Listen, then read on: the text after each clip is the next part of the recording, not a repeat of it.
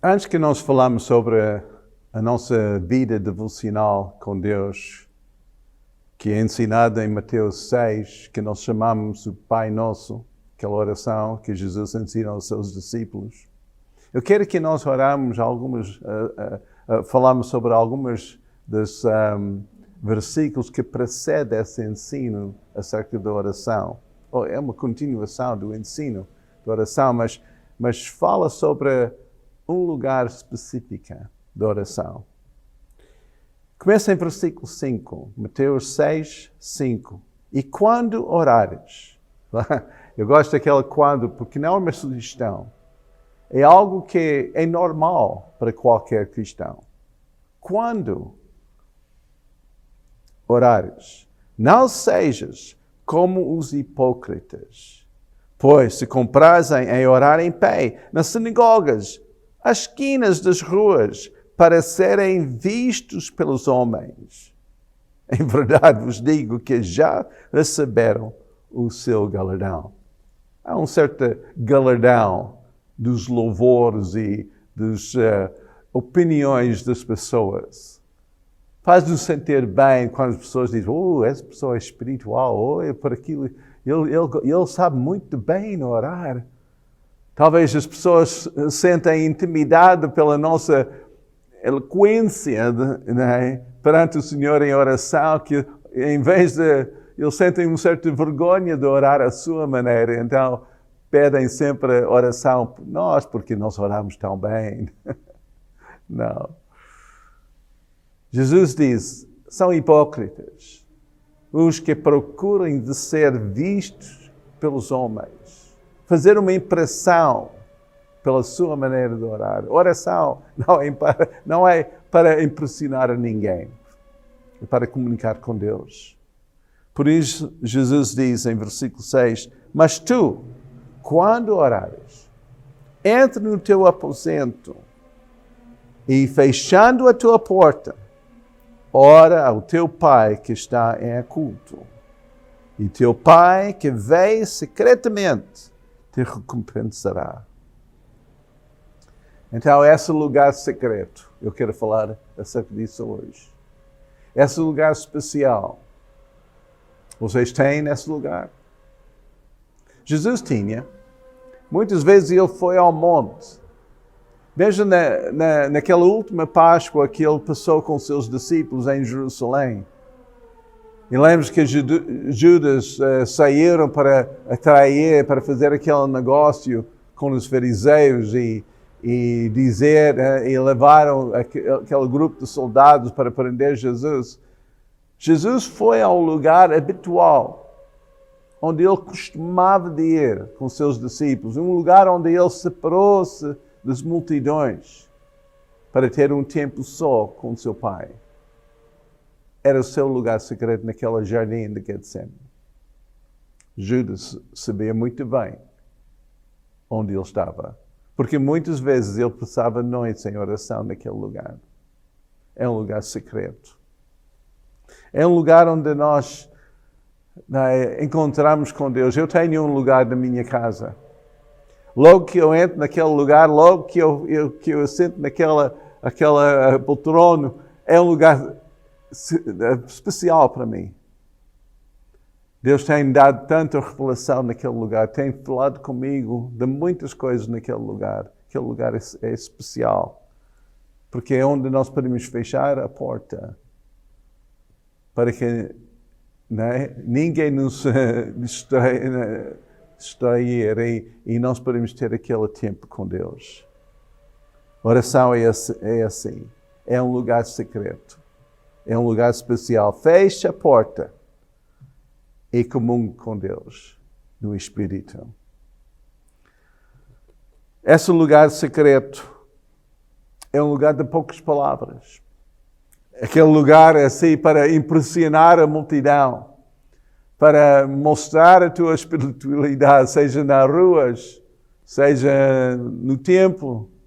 Como a Bíblia diz aqui, quando orares, entra naquele aposento e depois diz em versículo 8, não vos semelheis, pois, a eles, porque vosso Pai sabe o que vos é necessário.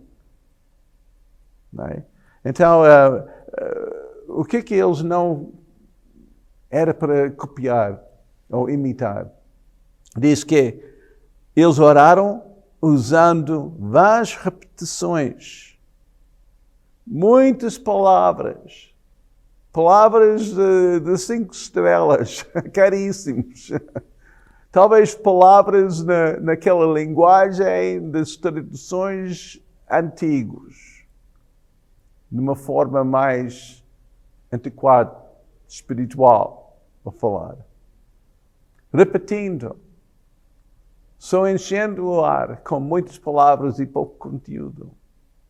Por isso, quando Jesus ensinou os seus discípulos, era como um esboço, mas era muito em poucas palavras. Não era para ser usado como uma reza, porque uma reza, usando Pai Nosso, é talvez 2 minutos, o máximo, 1 minuto. Não é só repetir e repetir essa oração, mas usando esse conteúdo, aquele esboço, para nos guiar em orar perante Deus. E nós vamos falar mais sobre essa área logo a seguir. Mas eu estou a focar hoje neste facto de importância de estar só com Deus. É um lugar de poucas palavras.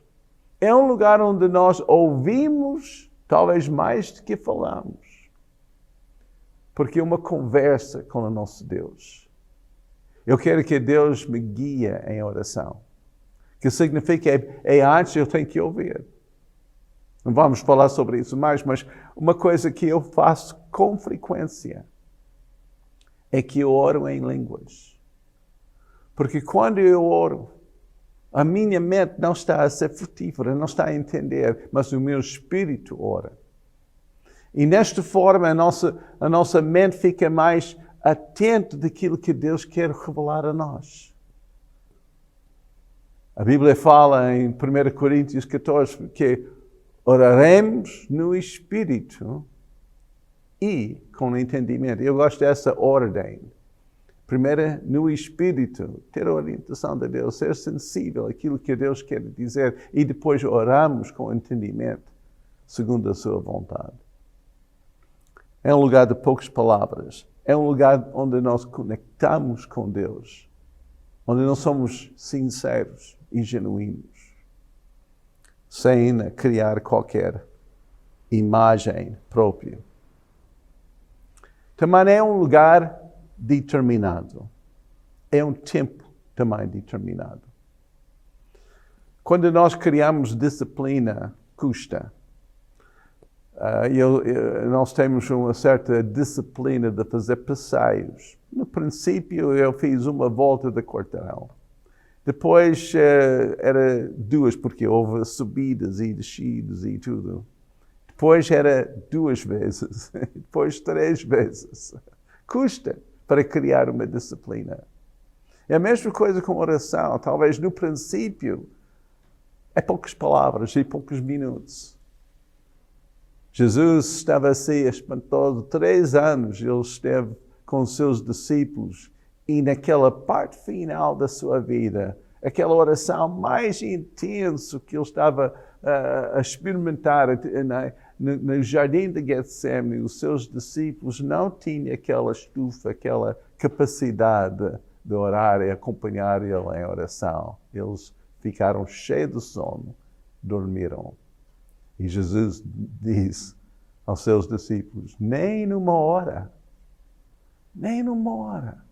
por isso vê lá comigo. Então nós temos que criar aquela disciplina de oração e criar uma prática.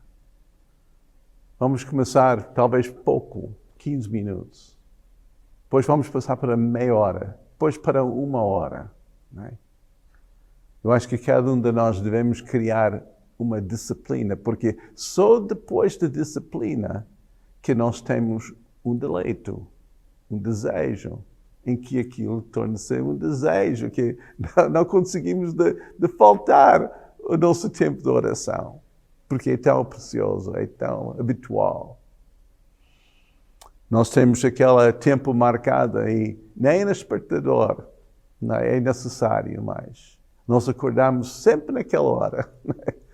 Não é? Mesmo se nós deitamos tarde, mesmo se acordamos de noite e passamos não é, um tempo difícil de dormir, mas chegando àquela hora, 6 da manhã, pum, estamos acordados. Agora é o tempo para Deus. É importante que nós criamos esse tempo determinado. É um lugar determinado. Não é sempre possível estar no mesmo lugar, principalmente quando estás a viajar ou tem outras atividades ou pessoas em casa. Mas é importante que crias aquela disciplina e essa disciplina torna-se a tua prioridade. Disciplina precede sempre o prazer. Quando a pessoa faz a muscularização e tudo no princípio custa, mas depois é uma alegria, gosta de ir para a ginásio, gosta de fazer aqueles exercícios. É um prazer. É um lugar também onde nós somos protegidos. É quando aquela esconderijo, aquele lugar secreto é um esconderijo do Altíssimo. É um lugar debaixo das suas asas. É um lugar em que nada nos pode tocar. Satanás não consegue entrar naquele lugar. Aquele lugar é especial. Aquele lugar é o lugar onde nós fazemos aquele negócio com o nosso Pai. E os anjos protegem aquele lugar. Os anjos nos ministram durante aquele tempo. Nós somos rodeados pelas hostes espirituais que relutam ao nosso favor, porque esse tempo é reservado para Deus. Aquele lugar é secreto e nós podemos aplicar muito Salmos 91 naquele lugar, porque é aquele esconderijo do Altíssimo, onde nós escondemos. Em Salmos 31, 20 diz, Tu os esconderás no secreto da tua presença. No secreto da tua presença. Os foros dos homens. Encobri-os em um pavilhão. Contenda dos inimigos. Uau! Mesmo quando há tanta contenda, tanta conflitos e ofensas e coisas que estão contra nós, naquele lugar secreto é um lugar de refúgio, é aquele lugar onde não somos edificados.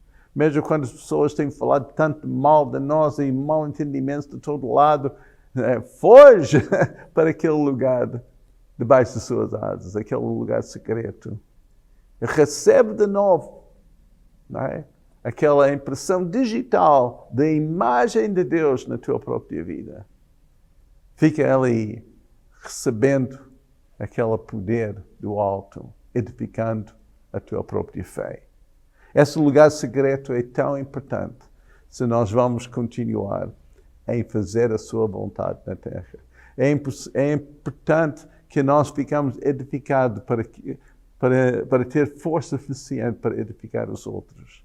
Se nós não criamos uma prioridade sobre o nosso tempo com Deus, o nosso ministério não tem poder. É somente uma certa atividade religiosa sem o poder de Deus. Nós recebemos aquele poder do alto na nossa ligação com Deus, na nossa intimidade com Deus.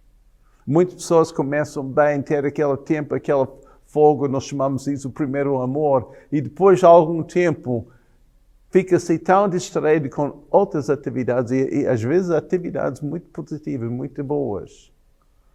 Mas o poder de Deus, aquilo que faz a diferença, é encontrado naquele tempo à parte com Ele.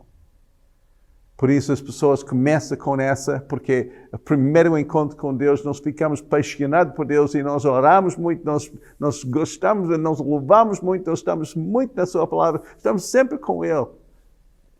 E depois parece que a nossa maturidade nos afasta daquele lugar precioso. E quando nós não mantemos aquela ligação, não há mais vida. É somente obras mortas. Coisa que nós fazemos para Deus, mas não com o seu poder. E aquilo não torna-se mais um prazer. Torna-se mais uma obrigação. E que nós não sentimos realizado nesta obrigação. Por isso, a chamada para a igreja, vamos voltar ao nosso primeiro amor. Vamos voltar àquele lugar secreto. Como Jesus ensinou aos seus discípulos, entra na tua casa e fecha a porta. E fique com Deus. Só. Não ligue a televisão. Não ponha outros vídeos ou pregações. Nem música. Fecha tudo. Desligue o telemóvel. E faz um tempo com Deus. Deus os abençoe.